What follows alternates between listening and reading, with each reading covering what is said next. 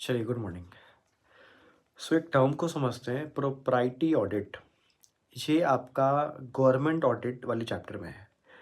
ठीक है, propriety audit इसको समझते हैं। प्रोप्राइटरी ऑडिट में एक ऑडिटर इंश्योर करता है कि डिपार्टमेंट ने जो भी खर्चे किए हैं वो जायज़ होने चाहिए। मतलब कोई भी फालतू का खर्चा नहीं होना चाहिए। मतलब यहाँ पे ऑडिटर खर्चा लेजिट हुआ है कि नहीं वो चेक करता है। तो प्रोप्राइटी ऑडिट ये गवर्नमेंट ऑडिट का पार्ट होता है।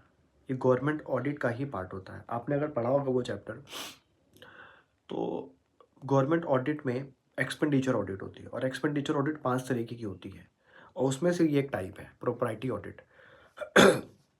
एक्सपेंडिचर ऑडिट का ये पार्ट है प्रोप्राइटी ऑडिट।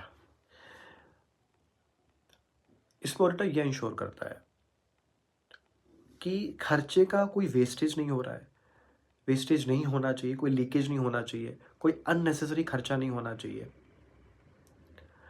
ज़रूरी खर्चा होना चाहिए। जैसे फॉर एग्जांपल आपकी बुक में एक एग्जांपल लिखा हुआ है कि हमने स्कूल बनवा दिया, बट स्कूल चालू करवाया 5 साल बाद।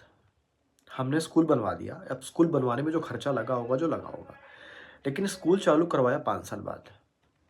तो क्वेश्चन ये आता है कि जब पाँच पाँच साल बाद ही शुरू करवाना था तो 5 साल बाद ही बनवाते हैं, 5 साल पहले क्यों बनवाया? खर्चा हो गया ना। तो इसी को बोलते हैं प्रोप्राइटरी ऑडिट, प्रोप्राइटी ऑडिट।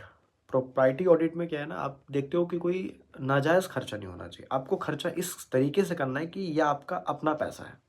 जैसे हम लोग अपना जब खुद का पैसा होता है तो हम लोग एक एक रुपये बचाने की कोशिश करते हैं, लेकिन जब यही पैसा किसी और का होता है तो हम लोग पानी जैसा बहाते हैं पैसा। तो ये नहीं करना है हमको।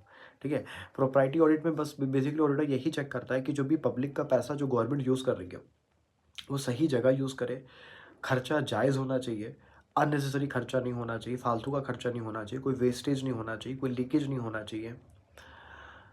बस यही है, हम लोग खर्चे का होता है ना, मॉरलिटी चेक करते हैं, विज़डम चेक करते हैं, तो यही सारी चीज़ें हम लोग चेक करते हैं, खर्चा जायज़ है कि नहीं है। तो ये एक डेफिनेशन थी जो मुझे आपके साथ शेयर करनी थी। चलिए, थैंक यू।